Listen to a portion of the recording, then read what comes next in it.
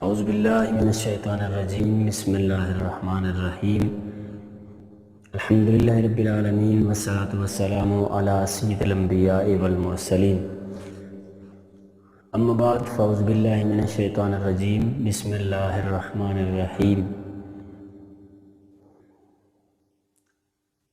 الا الذین آمنوا وعملوا الصالحات فلہم اجرہم عند ربہم ولا خوف علیہم ولا هم یحزنون۔ سامعین محترم، ہر ایک شخص کو یہ بات سمجھنا اور اس کو جاننا بہت ضروری ہے، اس لیے کہ آج ہمارے اس گزرتے ہوئے دور کے اندر ایمان کی اہمیت کو مفقود کیا جا رہا ہے۔ ایمانی حوالے سے کسی بھی طرح کا کوئی بھی اگر ٹاپک چھیڑا جائے تو اس کو کبھی کیا رنگ دیا جاتا ہے، کبھی کیا رنگ دیا جاتا ہے۔ تو بہرحال ایمان ایک ایسی چیز ہے کہ جس کی وجہ سے بندہ دنیا کے اندر رہتے ہوئے اپنے تمام اعمال کو بچائے ہوئے ہوتا ہے، اور یہی وہ ایمان ہے جس کی بدولت کل قبر میں جب جائیں گے تو قبر میں ہمیں شرمندگی کا سامنا نہیں کرنا پڑے گا، عذاب کا سامنا نہیں کرنا پڑے گا، بلکہ اسی ایمان کی بدولت ہم قبر کے 3 سوالوں کے صحیح طریقے سے جواب دے دیں گے۔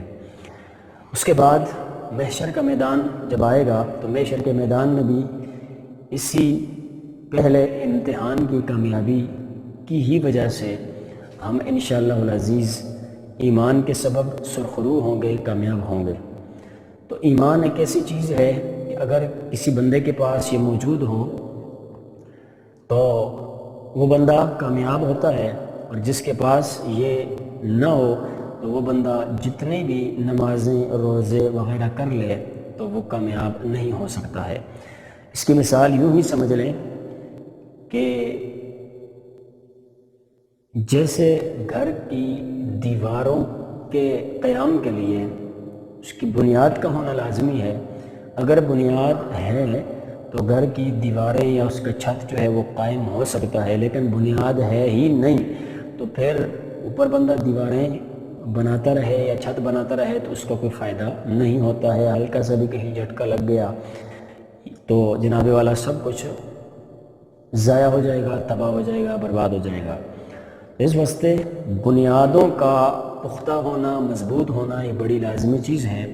بنیاد مضبوط ہوگی، پختہ ہوگی، چھت ڈالا جائے گا، یا اس کے علاوہ جناب اوپر دوسری تیسری چوتھی منزل وہ جو ہوگی وہ اس کی بنیادوں کے حوالے سے ہوگی۔ اگر بنیادیں مضبوط ہیں تو بندہ جتنا بھی اوپر جائے تو جا سکتا ہے، لیکن اگر بنیاد ہی ناقص ہے، مضبوط نہیں ہے تو پھر جناب ایک منزل بھی کھڑی نہیں ہو سکتی ہے۔ تو جب ایک نہیں کھڑی ہو سکتی ہے تو اس کے اوپر جناب بہت ساری منزلیں بنانا تو یہ ظاہری سی بات ہے، عقل والے بندے کا کام نہیں ہے۔ اس واسطے بنیادوں میں ریت بھری ہو، بنیادوں میں جناب والا ناقص مٹیریل استعمال ہوا ہو تو گھر قائم نہیں ہو سکتا ہے۔ مثال میں نے دی ہے سمجھانے کے لیے، تو جیسے بنیاد ٹھیک نہ ہو تو مکان قائم نہیں رہ سکتا ہے، ہلکا سا بھی اس کو جھٹکا لگ گیا تو وہ گر جاتا ہے۔ تو اسی طرح ایمان جو ہے یہ بنیاد کی حیثیت رکھتا ہے۔ روزہ، حج، زکوٰۃ اور یہ جتنے بھی صدقات و خیرات ہیں یہ سارے کے سارے اعمال ہیں، اور یہ دیواروں کی طرح، چھت کی طرح جناب والا، دوسری چھت کی طرح، تیسری چھت کی طرح ایسے ہی ہیں۔ تو مین چیز جو ہے وہ ہے بنیاد۔ تو بنیاد ہے ایمان، اور ایمان محبت مصطفیٰ سے حاصل ہوتا ہے۔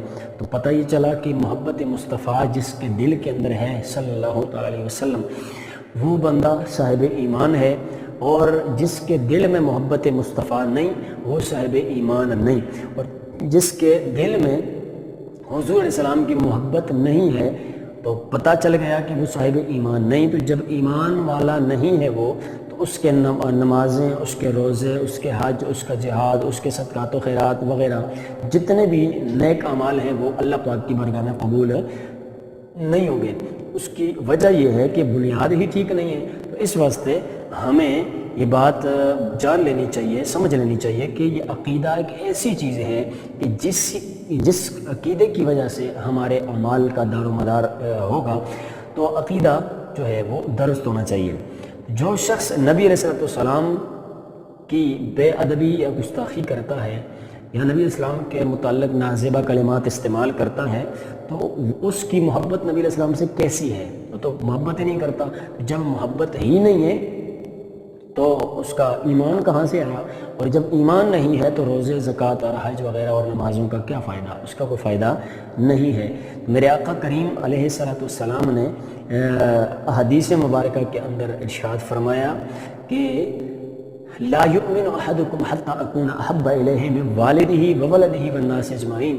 اس وقت تک کوئی مومن بن ہی نہیں سکتا ہے، کامل مومن ہو ہی نہیں سکتا ہے جب تک وہ مجھ سے، اپنے بیوی بچوں سے، اپنے خیش و کار سے بڑھ کے مجھ سے پیار اور مجھ سے محبت نہ کریں، اپنے والدین سے بڑھ کے مجھ سے محبت نہ کرے، تو وہ ایمان والا ہو ہی نہیں سکتا ہے۔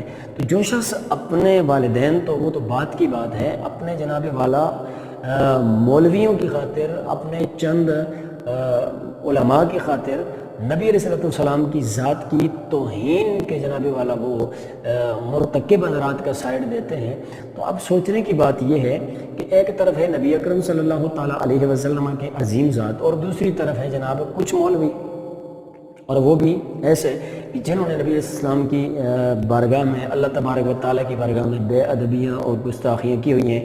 تو بہرحال ایک طرف اللہ کے نبی کی ذات اور دوسری طرف یہ، تو صرف اپنے مسلک کا وہ بندہ ہوتا ہے، تو اس لیے جناب والا پھر اس کا سائڈ دینا ہم نہیں چھوڑتے ہیں، اس کی حمایت کرنا نہیں چھوڑتے ہیں، اس کی نصرت کرنا نہیں چھوڑتے ہیں، اور جب دوسری طرف جو نبی علیہ السلام کا جو معاملہ ہوتا ہے اس کو ڈیگریڈ کر دیا جاتا ہے۔ آخر ایسا کیوں؟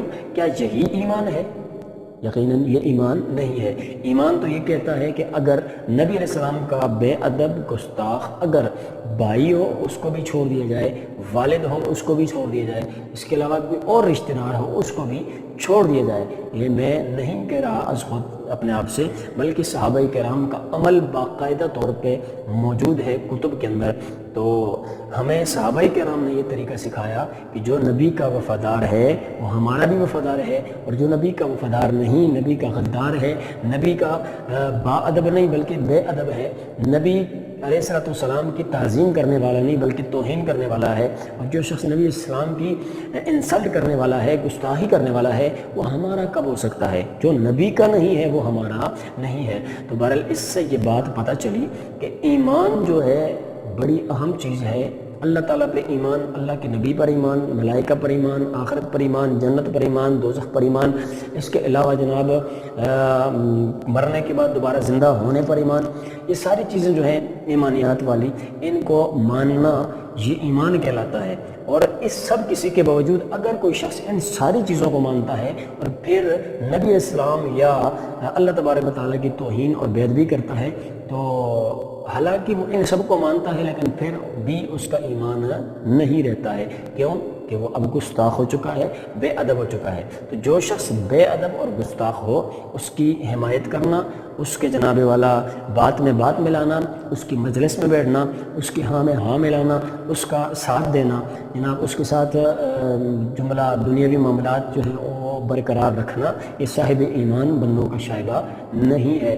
تو صاحب ایمان جو ہوتے ہیں وہ یہ دیکھتے ہیں کہ آیا ان کا میرے نبی علیہ السلام کے ساتھ تعلق ہے یا نہیں ہے۔ کسی بھی شخص کا، کسی بھی فرد کا نبی علیہ السلام کی ذات کے ساتھ اگر کوئی تعلق ہوتا ہے تو اس کی بنا پر ہم اس کو اپنا بناتے ہیں اور اپنا کہتے ہیں، بے شک وہ ہمارے رشتہ دار نہ ہو، ہمارا جناب اس سے کوئی کسی قسم کا کوئی تعلق نہ ہو، پھر بھی کلمے کی بنیاد پر نبی علیہ السلام کی عظمت اور آپ کی تعظیم اور آپ کا ادب کرنے کی بنیاد پہ ہم اس کو اپنا سمجھتے ہیں، بلکہ ہر ایسے والد اور بھائی اور ہر ایسے رشتہ دار سے عزیز سمجھتے ہیں جو جناب گستاخ اور بے ادب ہے۔